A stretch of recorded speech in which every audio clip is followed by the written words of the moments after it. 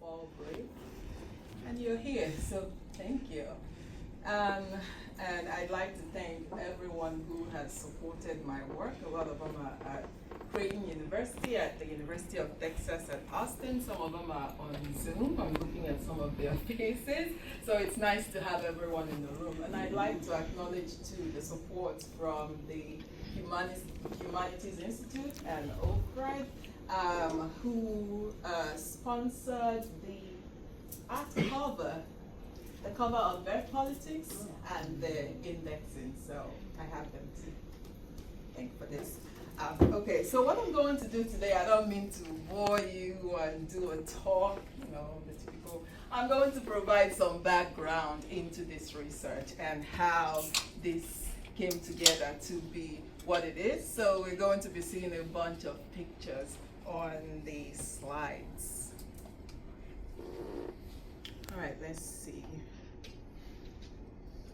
Okay, so birth politics. I can't talk about this book without talking about that photo right there. 2010. I enrolled in a training for reproductive health and HIV and AIDS advocacy.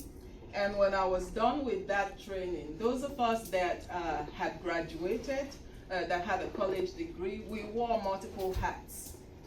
As you see in this picture, some of us were sent to schools to do reproductive health campaigns, health education. We became what they called peer education mentors. We gave talks, and I can't remember that I was teaching them a song in Hausa that I don't remember. Hausa is one of the languages in Nigeria, not my first language. I was teaching them a song in Hausa. I don't remember what it was, but someone happened to capture it, so I have the memory right there. But we were attached to particular students too, and we provided mentorship to these students. Now, the second hat was that we actually organized and carried out community health campaigns around reproductive health, around HIV and AIDS. I had a picture of us carrying placards and marching through the streets, but I decided not to include that one. But there was that, and we visited with communities, spoke with community members, and then there was the third hat where we visited hospitals. And that was where I had encounters with young girls who had different layers of obstetric trauma, obstetric care complications, issues of access, and we were in the northern region of Nigeria, which is predominantly Muslim, and had its own particular religious but also cultural backgrounds and layers. And this was the very first moment I actually became exposed to the reality of maternal deaths, maternal mortality in Nigeria. I didn't realize how much of a problem it was. And when I actually started writing at UT Austin, one of the people who read that work, a popular scholar that I respected, she questioned the data. I said estimated 58,000 women died in childbirth in Nigeria annually. This was back in 2014. She said, that's not, she's Nigerian too. She said, that's not right. Where are you getting these numbers from? This is not, how can this be right? Well, I went and got the numbers from the World Health Organization, from the United Nations, and I said, here, this is it. And she didn't say anything afterwards. But what I'm trying to emphasize is the invisibility of the magnitude of that problem. And this was the first time I actually I saw the examples playing out before me in the hospitals with young girls for various reasons. Now, one of the things that I saw missing was, as a historian, I could not see the connections between some of the policies, some of the campaign initiatives, and the cultural and religious and political backgrounds to the issues that we were addressing. It were as though there were these campaigns that were aimed at solving certain issues, but devoid of some of the cultural backgrounds that shaped those issues. Of course, as a historian, that was important to me. So I began to question and to think about what the cultural backgrounds to childbirth, what that indigenous system actually was. And so when it was time to head off to graduate school at UT Austin, and I actually found out that I could specialize in the history of medicine and just become a historian of medicine, I ran with it. And that became the question that I started asking. And I set off trying to understand indigenous birthing frameworks. Now, I have these 4 pictures on the screen for a reason. The very first woman that I interviewed, and I'll tell you now, one of the things that I did not do a good job of, and that if I had to go back and do it again, I would do differently, and I'll certainly try to do differently with my current project, is pictures. Because a lot of my work involved field work, involved ethnography. And at that point, I was not doing a good job of actually recording the environments around me. Those were part of the narrative, and obviously those become part of the presentation and presenting the work and all that. So that's something that this woman, this is the closest I can get you to her. This certificate, this was the first woman that I interviewed. This certificate was a certificate of her membership in the National Traditional Medicine Association Union. When I went to interview her, I had the wisdom of, because I understood the cultural norms, I went with alligator pepper, what you would call black pepper, a version of it. I went with that in the casing that it comes with, and I went with kola nut. Now, when I got there and I told her I was a historian, this was what I was trying to get, the information I was trying to get, she gave me her rates, her fee. She said I had to pay. And I said, well, I'm just a student, I'm a historian, this is what I'm trying to do. She said, no, you have to pay like the rest of them. You are one of those midwifery and nursing students from the big midwifery school in town, and you are here to get information and training on traditional midwifery. And so I didn't put a lot of stock in that, but of course I kept explaining, and she finally said, because you had the wisdom to come with gifts like the traditional, you recognized tradition, and you came with kola nut and alligator pepper, I will grant you audience. So I got my interview. Now move on to the next woman. Right here, this is a picture of me, because again, I did not capture the picture of the woman that I'm about to talk about, but this is her community. I took this picture in her land, so I put a picture of that in there. But this woman was 102 years old at the time that I interviewed her, so it's a shame on a woman that I didn't have pictures.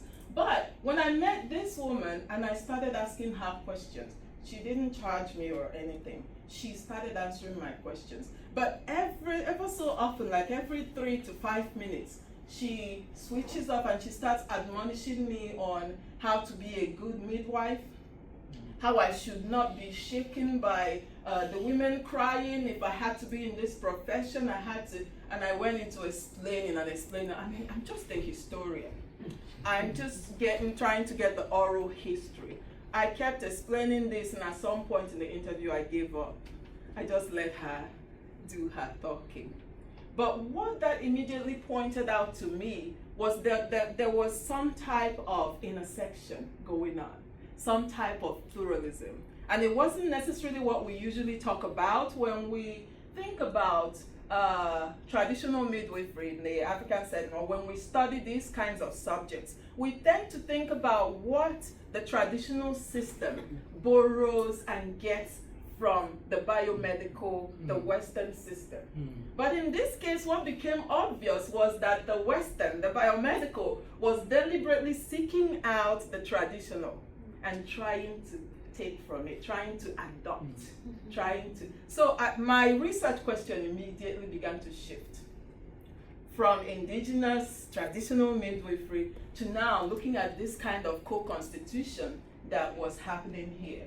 And then I met this, I'm not going to get into her, Chizoba. She was, I will never forget her name, but she was a very famous midwife, and she had her own set of experience, which I talk about in my introduction. She would actually get invited to the major Catholic hospital in town to practice her skill, because she was well known and well recognized for her skill as a traditional midwife, under the watchful eyes and observation of the doctors, until she stopped doing it because she said, I can't read.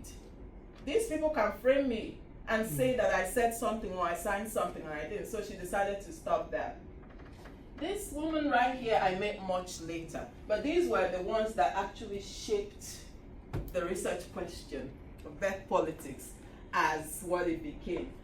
She had a system where she did not charge money, but what she did was set up a reciprocal system. Apparently, those nursing and midwifery students were also seeking her out. But her system became, and she understood I wasn't trying to be a midwife, so she was telling me about how she was telling me about these kinds of exchanges and telling me how she navigated it. When those nursing students showed up, she said, well, you teach me the latest methods of managing pregnancy in the biomedical setting. Teach me the latest methods of handling hemorrhages, bleeding, and I will teach you what I know, teach you what you're looking for on the traditional methods of managing pregnancy. Now, what I had at this point in the research was a system where I was looking at the traditional and I was also looking at the biomedical. And I have this picture here because this picture is one of the mission hospitals that actually started and pioneered and did a lot of work in terms of maternal health care in Nigeria. There were other maternity hospitals across the country. Now this one, I put a map of Nigeria here because in the early 20th century, officially it dates to 1907, but it was established before then when it was more of a clinic, a dispensary, and before they moved to their permanent location. People came from all the way here in the northern protectorate of northern Nigeria, all the way to this hospital, which was right about here. This was the area that is served. So their work was significant when it came to maternal health care, and I began to look at that history. And I actually went to this side and I took this picture. This is a picture of it in the early 20th century. This was a picture of it in 2016, around 2015, 16, I think it was 2016 or so, when I took this picture. So this became the heart of birth politics. But then I was having a conversation with a friend around 2015, and she said, did you know that, have you ever heard of faith homes? We have faith homes in Western Nigeria. Maybe you should look at it. It sounds like they will fit into this conversation. I never heard of them, faith delivery homes. And by faith homes, I mean a Christian denomination that believed in faith healing, that believed in the non-use of hospitals, in the use of faith, Bible, everything natural for healing, but not medicine, scriptures, blessed water, and all of that. So when I went back to the field in 15, I think it was 15 again or 16, I went in search of faith homes. And when I got to Western Nigeria and I began to do my interviews, and you know how the preliminary stuff go, if you do interviews and you do ethnography, you don't get the full picture. You're just out there grasping and trying to find something. Then I found out by talking to some people that the faith homes dated back to 1918, the influenza pandemic, 1918, early 1920s, all the way to about 1928, that it was associated with a movement called the Aladura movement. And so I begin to incorporate this into my narrative because actually those faith homes were and remain very popular when it comes to maternal health care in Nigeria. And one of them that I actually focus on, they managed to achieve what I called medical legitimacy, to turn themselves from a faith delivery home, not just a faith delivery home, to a maternal health care provider that's recognized by the Federal Ministry of Health. And I did write an article about how they achieved that. But this part of my work became the most difficult, but it also became the most exciting for me. Now, at the archives, there were only these two files that I have up here. There were some files on other Aladura-based churches. But there was this one on the movement itself, and there was this one on Babalola, the man who actually started what became the full-blown Aladura movement, and who then became one of the fathers of Christ Apostolic Church, one of the churches that I begin to look at. Now, when I began to piece together this history, one of the issues became that I had no shoulders to stand on. Those faith homes did not exist in the archives. And so how do you write in something into a history that does not exist, that is written out or not recognized as important enough to be represented in those archives? And so I begin my oral history research, I begin my ethnography work, and I begin to find those faith homes, to find midwives, to find pastors, to find members of this community. And it actually took me another 2 years of additional research after I was done with the rest of the other components of this work to get the full story. And one of the ways that I navigated this space, because I do not speak Yoruba, the language in this part of Nigeria, beyond the basics.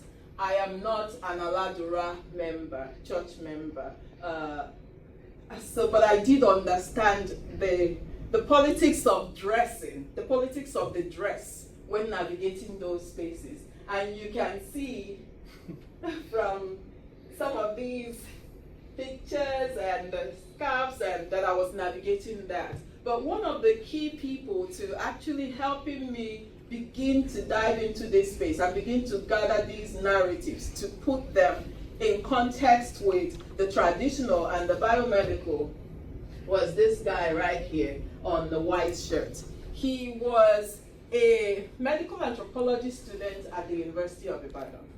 I attended an event that they had. I made commentaries on a book. I do work on the Nigerian Civil War. I'm interested in wartime medicine. So they had a book, I think it was a proposal defense or something on the war, and I did make comments on that. So he got to know me, and he offered to follow me to the field. And then I find out later he is Aladura himself. He belongs to Christ Apostolic Church, the same church that I was looking at. And for him, he had training in quantitative analysis and quantitative data. What he didn't have was the oral histories, the interviews. And so he wanted to follow me to the field and observe me and learn what I was doing, see how I was doing it. But at the same time, he became a translator, a transliterator, because he understood those spaces and he knew where the physical spaces of the churches and the faith homes. And he began to take me there. I conducted those interviews. Because in this context, you're going to be dealing with 3 languages: English, West African Creole, and Yoruba. So I could navigate the interviews with the 2, even when Yoruba was sprinkled in. But there were moments when stuff was lost in translation, when I was talking to the interviewee and they were lost, and when the interviewee was responding and I was lost. And he basically took over and started. So he gave me a firm footing in this part of the work, and I began to navigate that space. I eventually moved this work from Ibadan to Lagos, the 2 major people the 2 major spaces where Aladura churches were very active. I would say more about that because, again, that became one of the most interesting parts of my work and the most challenging, but also the most rewarding, because for the first time, I was able to bring up these women, talk about the faith homes, add them into the conversation, because my argument was that for a practice that provides care to a significant part of the population in Nigeria, like them, hate them, you cannot exclude them from any conversations on maternal health care and maternal health care policies, because they control a significant population. They speak to a significant population. Those women and those men come to them for care, whether we like it or not.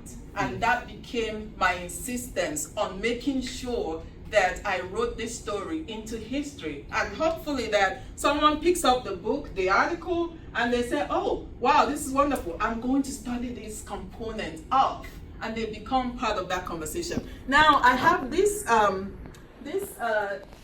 set of pictures. I begin to talk about, again, some of the co-constitutions and changes that the traditional systems go through and the biomedical systems go through. And some of the things that shaped it was these two spaces and then this book, Abimbola Hospital. Now, when I visited this hospital earlier, it was Abimbola Hospital, traditional gynecologist. There was something here, I don't know what it was erased, right? And then they became traditional gynecologists. Now, in 2021, look what they became.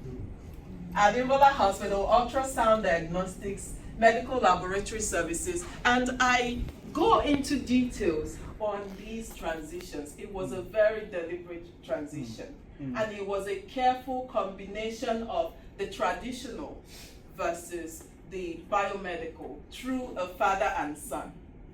A father who was a traditionalist, had training, had all the certifications for a traditional practitioner, and whose son is trained in that method as well, but also trained as a nurse, master's degree in nursing as well, and who partners with his father to provide care. And now they have medical laboratories and they can check all the boxes on the traditional side, but also the biomedical side. At this point, I was calling this aspect of the work, I was describing them as trado-Western hospitals. But then I came across this book written in it's a small pamphlet written by this Dr. Mume in the 1970s. And he is using the word tradomedicalism.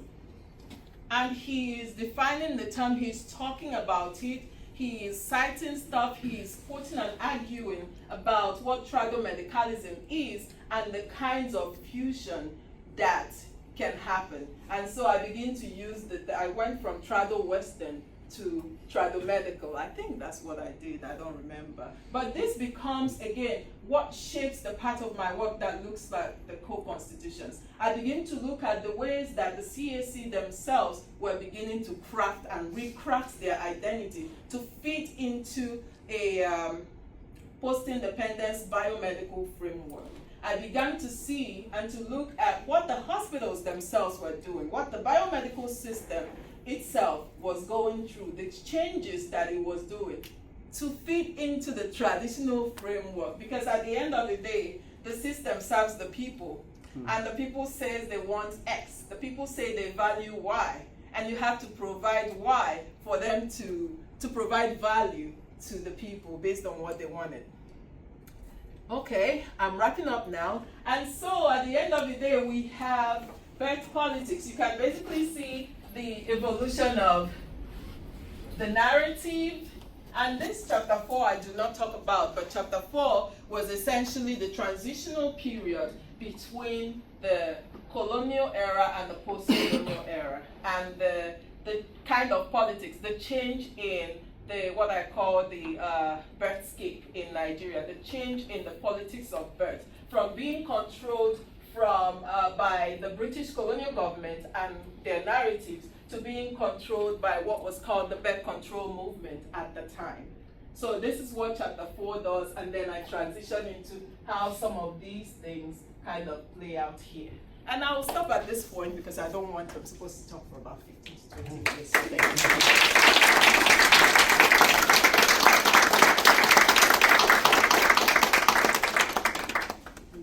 Ogechukwu Williams for inviting me to be the commentator on this brilliantly written book.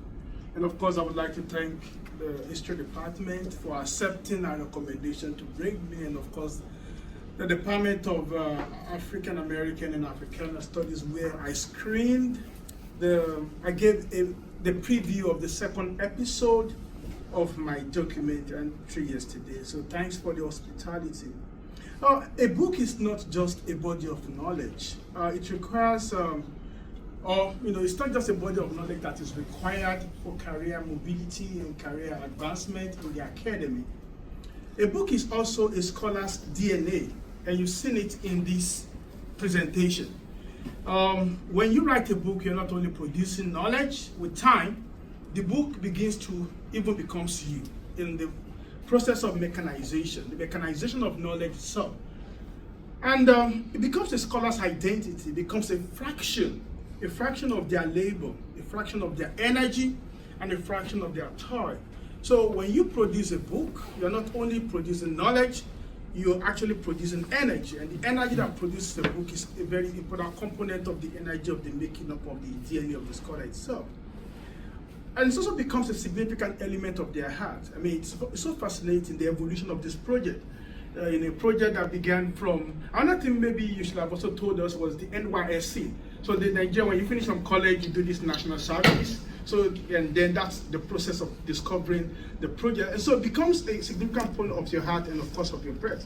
So what we are celebrating today is more than a body of knowledge. We are celebrating the strength, the heart, and the mind of a great scholar that has given us a book that, as you see shortly, I consider it has a capacity to become a canonical work.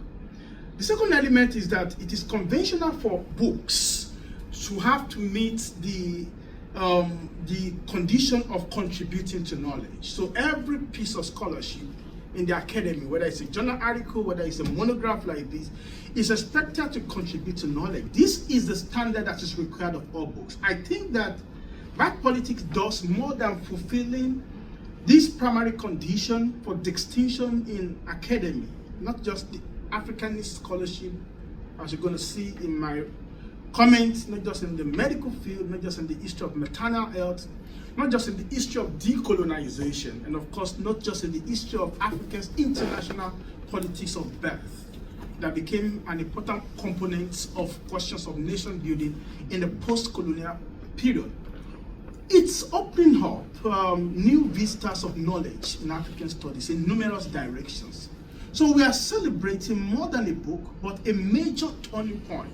So when I think and talk about books, I always like to see books beyond fulfilling the primary element of a gap in scholarship. This book does that again, but it's also a turning point. See, not all books have the capacity to be turning points. Because on the one hand, all books are expected to fill a gap.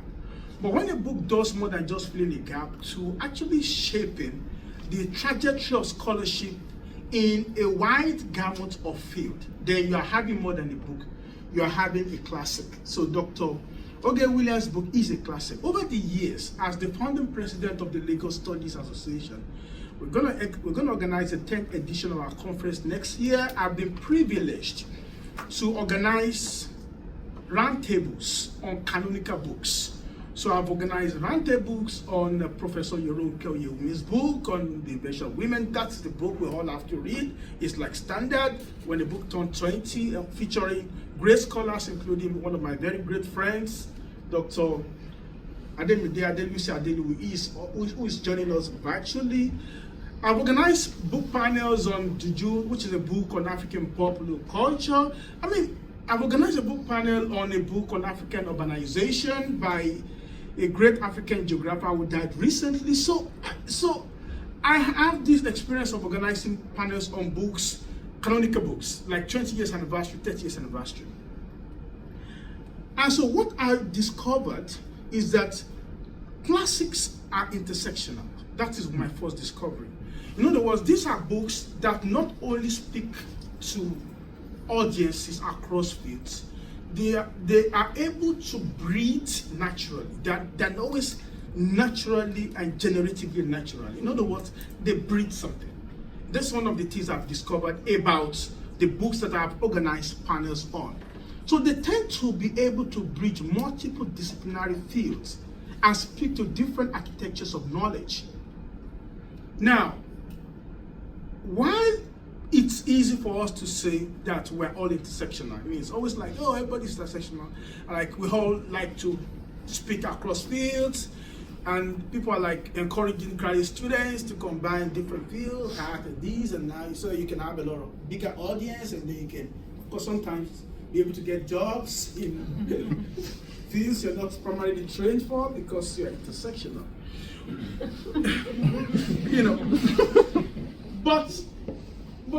The truly intersectional books are not pretentious.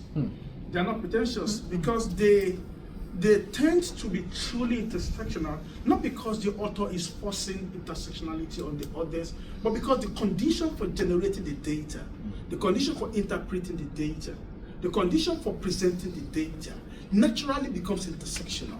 So if you can't be intersectional because you want to be intersectional, you can, for me, I think, you can only be intersectional when you rise up to the occasion of what the field is telling you, or what the data is telling you, or what the audience and the people you're interviewing is telling you.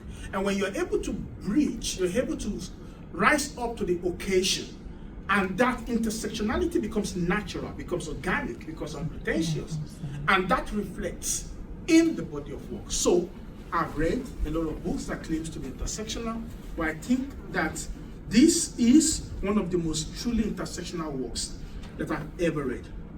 Each chapter for the truly intersectional works are able to have their own lives. I'm just looking at the chapterization. When you look at the chapters of this book, conveniently, if each chapter of a book is able to grow into a book, the book is not only breeding new fields, it's able to do that because it can appeal to the intellectual consciousness of scholars outside other fields. So this is not only one of the characteristics of the books that I think are truly intersectional, it's also one of the characteristics of a classic.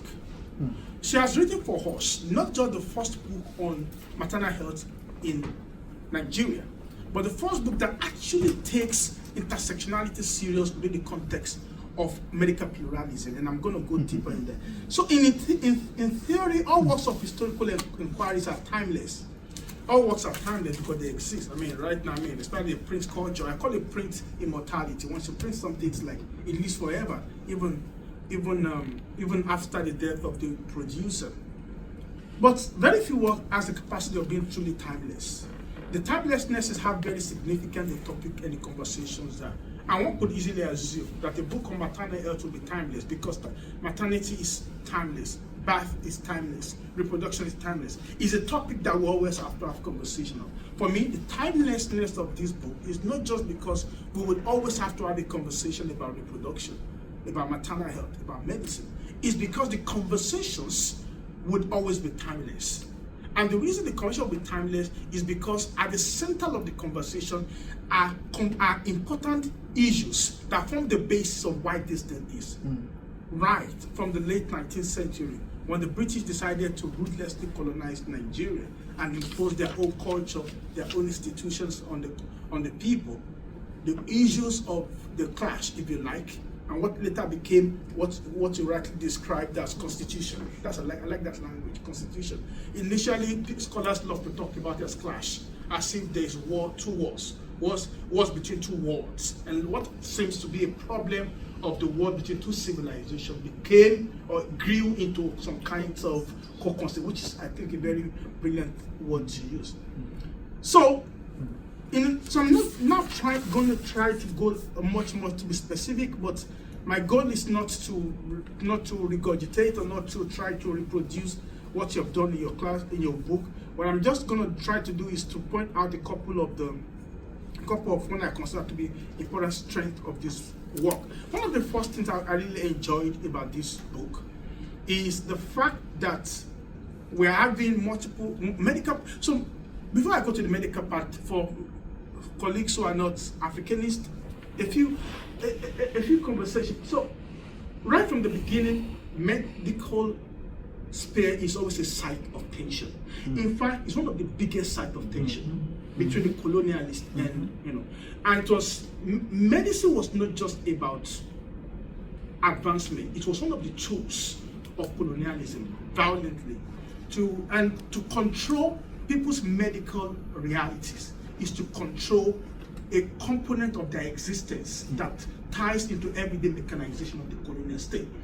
So medicine was a major tool of Western domination.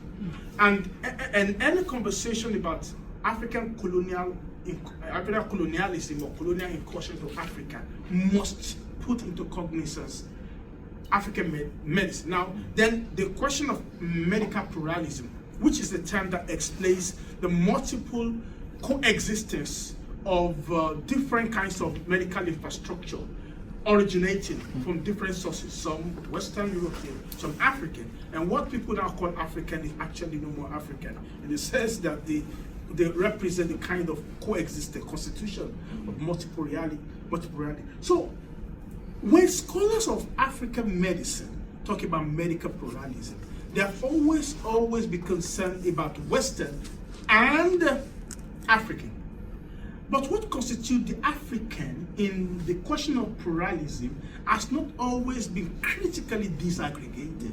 And one of the first strengths of this book is the disaggregation of the Africanity of pluralism, right? This way, pluralism is not just African. What makes it African? Then we're talking about the faith healing.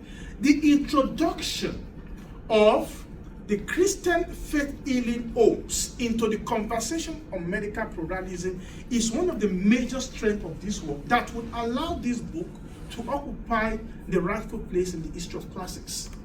Because all this while, when we read books about African medical pluralism, it's always about an African. What makes it African? There's no one unitary, homogeneous conception of the African. And even when the African is spoken about, it's always African traditional medicine. So the scholars that wrote about this subject before Dr. Williams appeared in the galaxy of knowledge, forcefully and majestically. They were always considering the traditional as African indigenous medicine. I had a colleague in grad school who wrote about this. What makes African religious encounter African? That's fascinating, right? The question that these African churches, the churches that broke away from Western medicine, from Western churches, they began from the 1880s. So when these churches began to break away because they were pissed off by the racism of European churches and began to create what is called African churches, most scholars have not identified the dimension of maternity and maternal health as a major extension of Africanization of Christianity. No more, no less. This is a major.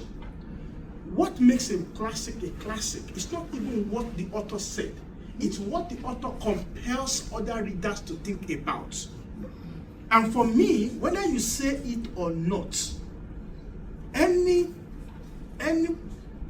critical, rigorous graduate student or scholar interested in this topic would easily see the dimension of the Africanization of African churches within the context of maternal health as a body of knowledge that came out of what you have given us. That is one element. The second element is this. I was born in 1979. And growing up in the 80s, one of the things we grew up was a consistent attempt by the post-colonial government to turn birthing and medicine into a global international movement on radio.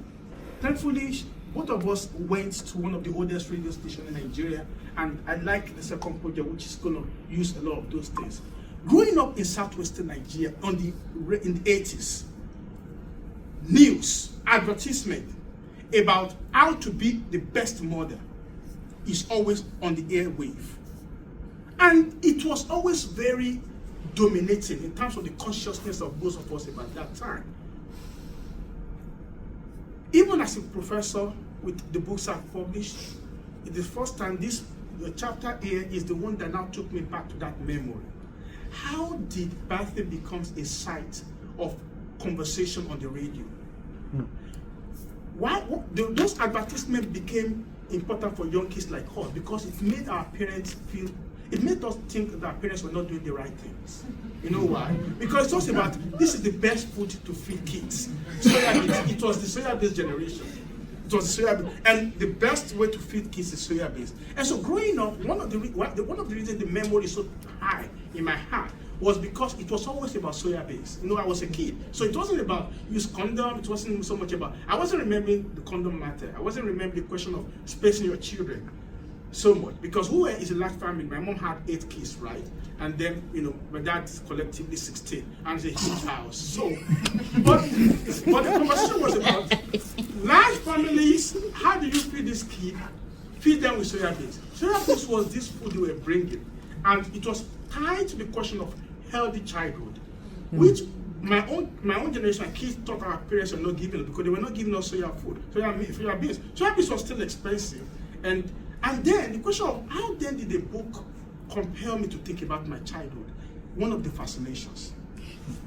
I am not aware of any scholarship that bridges colonial history of medical pluralism with post-colonial realities, that ties that post-colonial reality not only to national development but to international discourses, because all those things were coming from international government. They were coming from NGOs funded internationally. They were coming from the UN, they were coming from. And how this then becomes a constitution? How do you put all these strands of ideas together to form a constituted whole? How do you challenge our understanding of medical pluralism beyond that narrow not that narrow binary conversation between African indigenous medicine and Western biomedicine? How do you bring the conversation of internalization of birthing, birth control, raising of kids, the concept of elder kids? How did someone like me begins to think about why we have a lot of kids in the house and why our parents were not controlling children, and how our parents would think about having 8 biological children from my mom, and what that actually means for the long history of medical pluralism. So a book may not necessarily only have to fill conventional gaps in knowledge. A book may also be a journey through self-realization. And I can assure you, anyone born and raised in Nigeria in the 80s will find that chapter not only compelling, but a way of remembering their own past. And that's one of the things historians do. Nice. Our history is not only a history of knowledge, sometimes dry knowledge that people don't, you know how knowledge can be. What does this idea mean to regular people on the street? There's no person born and raised in Nigeria in the 80s that would not find that part a component of their own existence. The chapter on decoloniality is a book. Each chapter anyway is a book. Well, what constitutes decoloniality? So they're like, decolonize this, decolonize that, blah, blah, blah. I mean, it's like this kind of a catch-all, and everybody's trying to decolonize. And when we're talking about decolonize, there is contradictions. Like, you have to decolonize. And in as much as decolonization is very important, we have to read our societies, our knowledge infrastructure, our institutions of power from all the elements of colonization that continues to violently deprive institutions and people from the ability to be humans. So because when you're decolonizing, you're also restoring dignity. Mm-hmm. But how do you make sense of birthing politics within the context of decoloniality? It's not a pretentious decoloniality. I've read a lot of stuff about decoloniality that are pretentious. When I was making my documentary, I'm going to spend just 30 seconds to talk about this because this is not about me. I had the challenge of allowing everybody to speak Yoruba, indigenous language. I discovered that when people talk generally, naturally, they don't speak one language. They speak multiple languages. They code switch. I have 2 options. If I want to force decoloniality, I will be forcing people to think, because when people think and talk in Yoruba, they don't speak one language, they code switch. I have 2 options. Do I force and try to appeal? I want to decolonize. You must speak in English, even when you are thinking in English at that particular point in time. So, the component of decoloniality in this book is so important to me because it represents one of the tensions emerging out of my own scholarship. A scholarship where I have to ask myself, am I trying to decolonize because decolonization is fancy, is necessary, because I'm African, I'm Yoruba, and I must always have to decolonize, even if I don't have to decolonize? Or is decoloniality a natural process that evolved or emerged out of the realities of the kinds of data that you're engaging. That fact of that is really very important. How that becomes a significant element of decoloniality. And the last but not the least, so that we can have more conversations, question and answer, is periodization. I am a historian of colonial Nigeria. I wrote 3 books, 3 monographs of colonial Nigeria. And over time, of course, pretentiously, for each of these 3 books, I wrote epilogue, which is to say, this is what is happening now. So it's like the book ends, the period ends in 1960, then I now write an epilogue that says, all the things I'm talking about in the 40s, 30s, and 50s, this is how it is now. So all the 3 books have an epilogue. Very few historians, and I'm happy that Dr. Umba is here, can write a book that is both about colonial and post-colonial Nigeria. Very few. The reason is simple. First problem is data. Archival research, quote unquote, is manageable in some ways. Nigerian archival collection is not the best. It's not even close to the good. Like in all history departments, so we talk about archives, when scholars who are non-Africanists talk about archives, Africanist scholars always like it. You have no idea. You know, the reason is that we know the condition of the archives, the no ramification. But at the same time, it's compact. So one of the reasons it was possible for me to write those books is because I go to the archives, I sit in the archives with all the limitations, the condition of the document, the politics of negotiating, and dealing with the archivists. At least the thing exists. And because it is textual, it's compact, it's, you know, where it is. You can sit down and then with time process it. When you move from textual interpretation to the post-colonial, there is no the classified document on Nigeria from the 1960s. Again, Dr. Williams, she's a very modest person about this book. There are some things she's supposed to say that she didn't say, and because she's modest. I don't think modesty helps anyone. Especially this kind of book. I don't think modesty helps you with this one. But one of the reasons some of us focus on colonial Nigeria is that we cannot handle the post-colonial situation.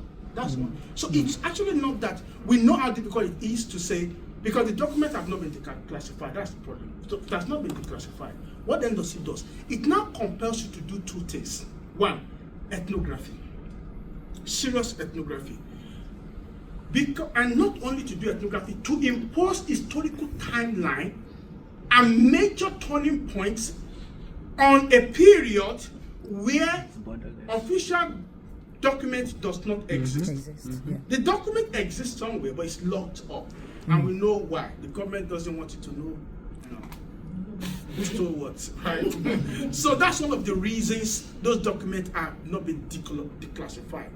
So for me, when you have a scholar who writes a book on a period that does not have official records, are now compelled to do ethnography, to use other sources and put historical markers, because it's not just about data. You have to be able to impose periodization, and this periodization has to represent changes over time, major turning point.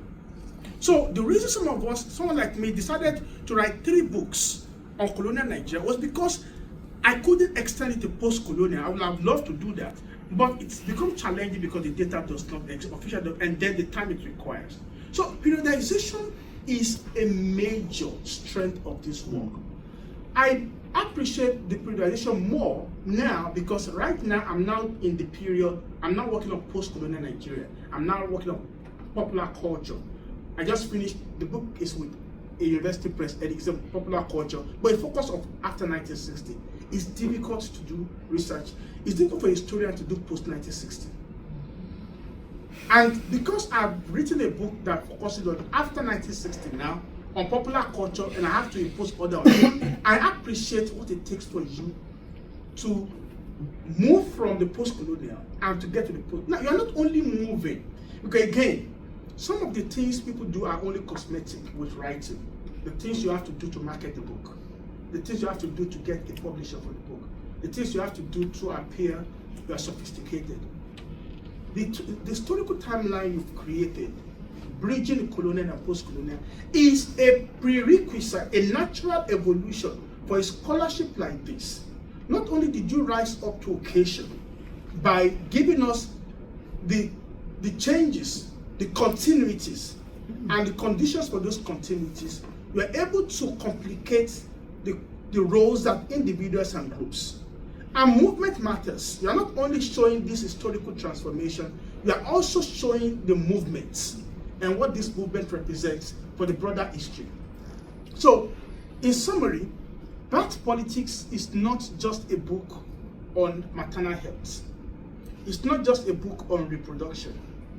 And the timelessness is not just because we're talking about a topic that is central to human existence, reproduction or medicine. The timelessness is that the topics are at the center of everyday reproduction of identities and lives. You are telling human lives. You are telling a living history. And history in Western society may be a topic that is compartmentalized institutionally in schools and colleges. Where I come from, where Dr. Umba comes from, where she comes from, history lives actively in societies on a daily basis. And history is produced and reproduced. When you now write a book that connects deeply with everyday ritualization of the past, you have created a classic. But in general academic terms, like what does it really mean for a book to be a classic? Can I use this book to teach decoloniality? Can I use this book to teach gender? Can I use this book to teach this? Can I use this to teach that? Can I have a book that can be a basis, a fulcrum on which I can train and build? I have graduate students. What kind of books can they read that can serve as a springboard to understanding fragments and fractions of a book that can serve as an entry into multiple strands of knowledge. That is one of the conditions that I think makes a book a classic. Thanks again for inviting me to comment on this book. It's not because my name is in the blog, you know. Because so it's not because I blogged it. It's honestly because I really think that this is a major turning point in the history of studies on Africa. Thank you so much.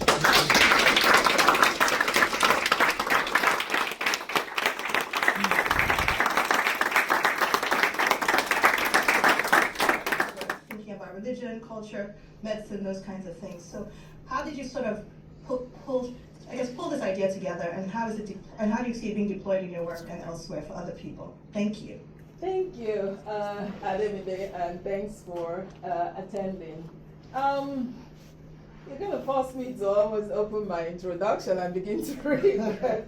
I have paragraphs on that, and I can't remember the details that I put in there, but birthscape became the word that I adopted, and it was towards the end when I was looking at all of these elements of this, this maternal healthcare arena. It was just so diverse. There was a lot of things going on in there. There were a lot of politics. There were layers of contests. There were negotiations, intersections, co-constitutions. And I kept thinking to myself, and I'm like, this has to have a word of its own. There's got to be something to describe, to refer to these layers and layers of things. And so I decided that I was going to settle with birthscape.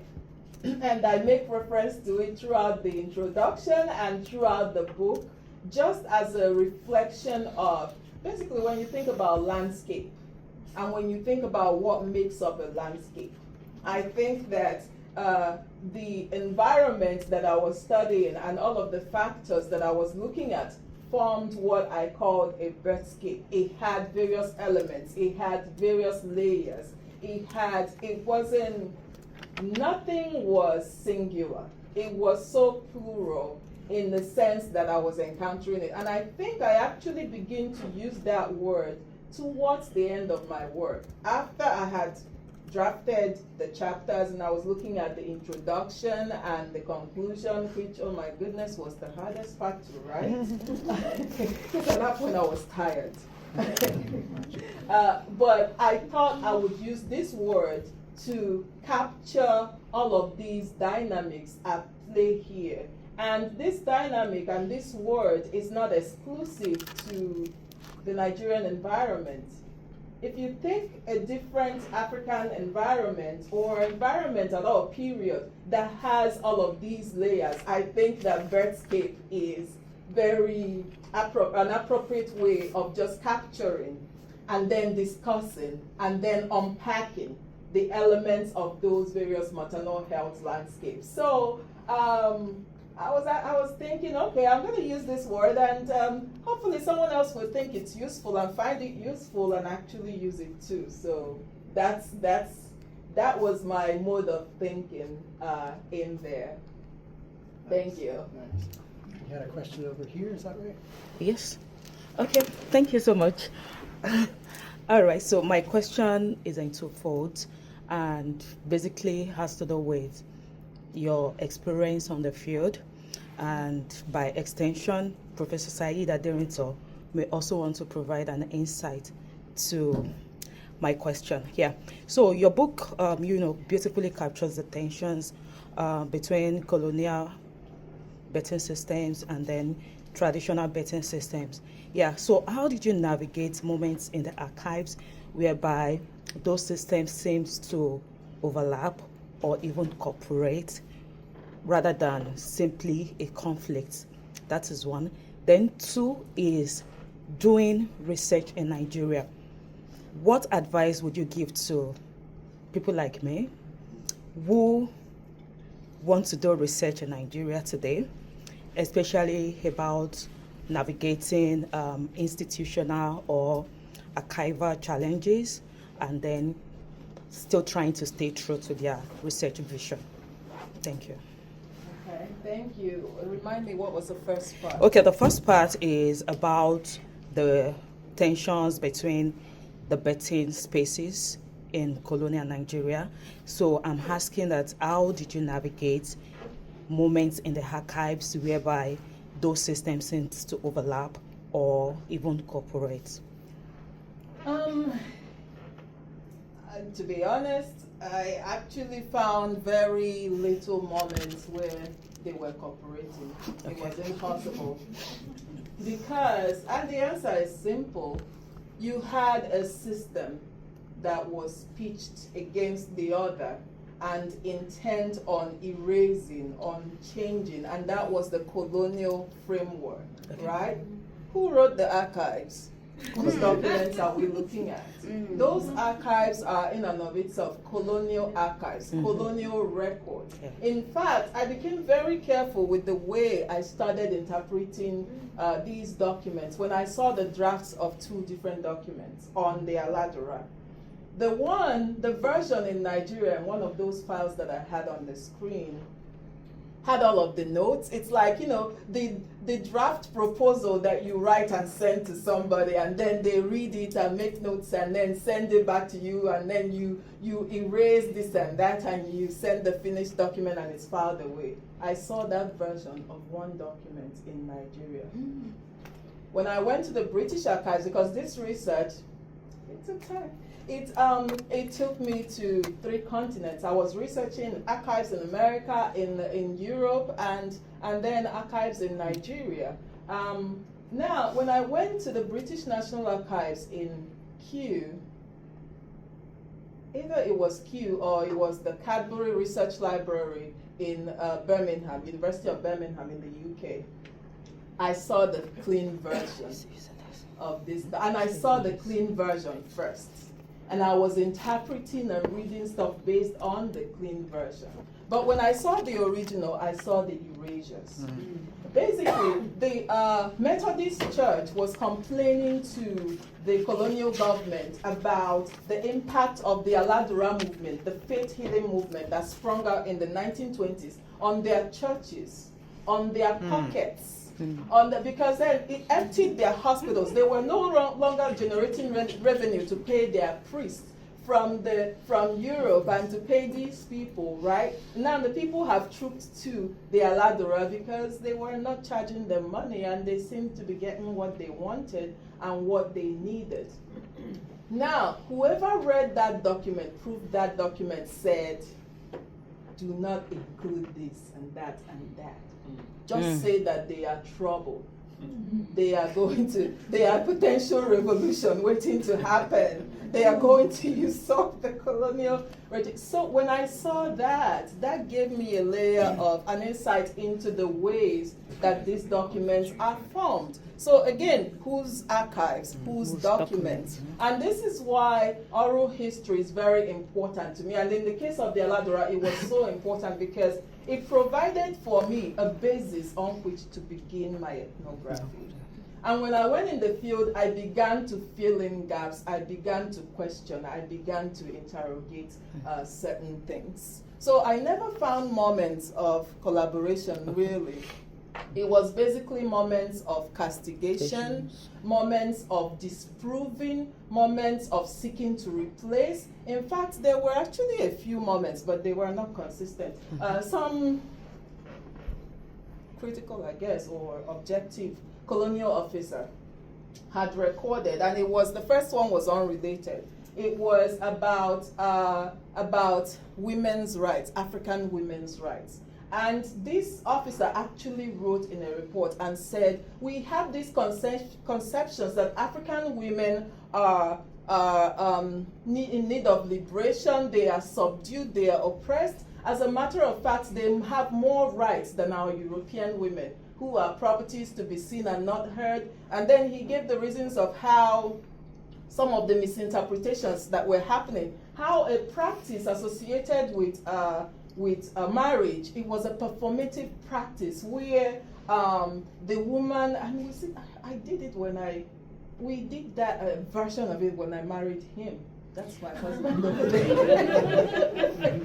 We did a version of that when I married him. But the woman, in the version that was being described in that document, the woman hides. Her girlfriends are pretending to protect her, and the man, the husband to be with the friends are looking for her, and then they find her and they carry her away, but they're carrying her away by force, and they take her away, right? The descriptions of that document by European observers was here. These African women, servitude, they are being snatched up and taken into marriage against their will, yada yada. Now this officer was like, nope. This is a cultural practice that they do, a performance that was part of the marriage right. So I saw a few moments actually. This was one example. There was another example where they were talking about, this was in the early 20th century, they were talking about incorporating traditional midwives into the colonial medical machinery infrastructure because of the problem of personnel, which they actually continued to have until the 1940s, partly because they ignored women's education. They erased women from the colonial economy, from traditional powers that they had previously.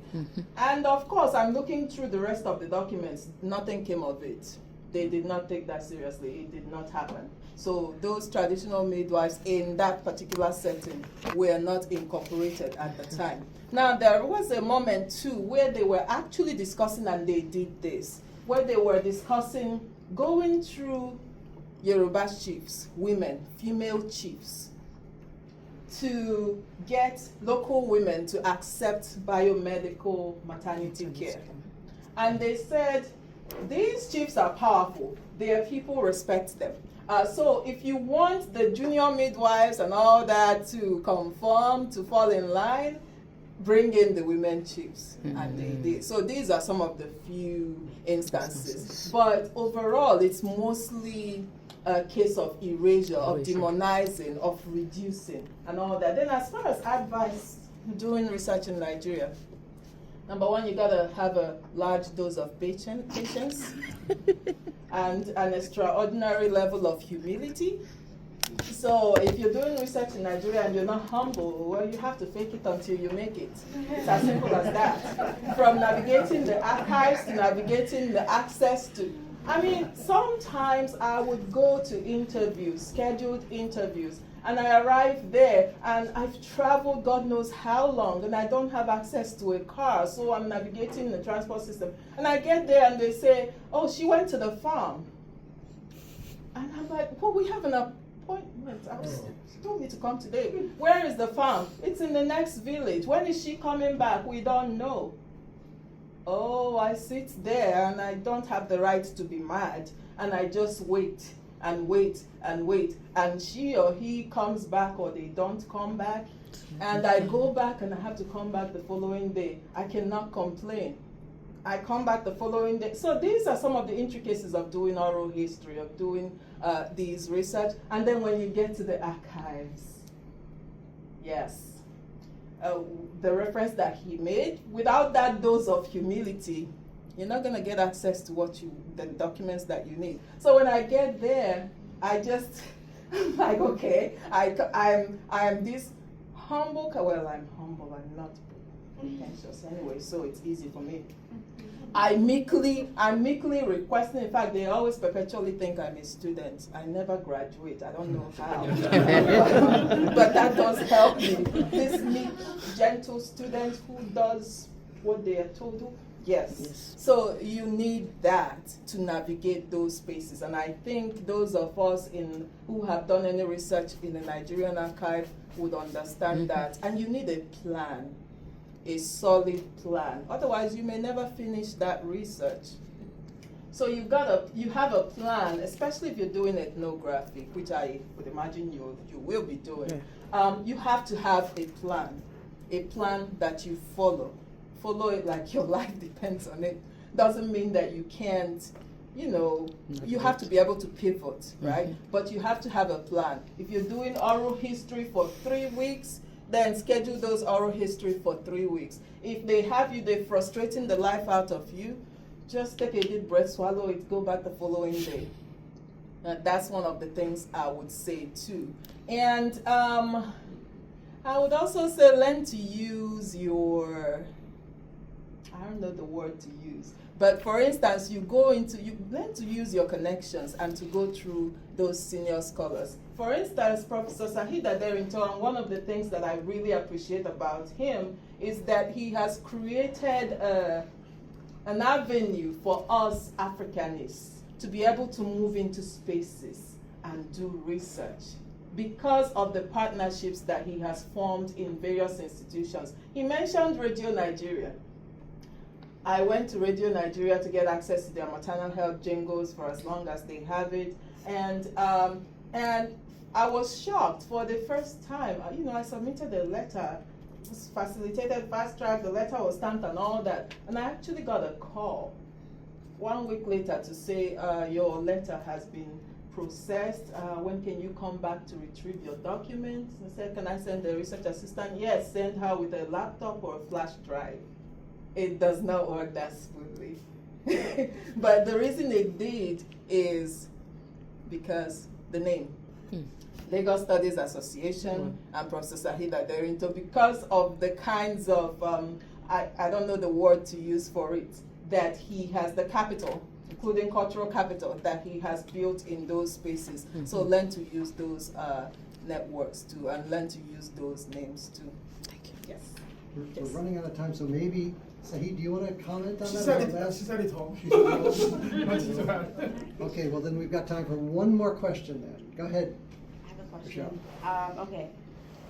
So kind of taking us back to what our professor said about not only when you're producing like this kind of knowledge, this thing of knowledge, you're not only producing like an item, like a product, but you're also producing an energy, right?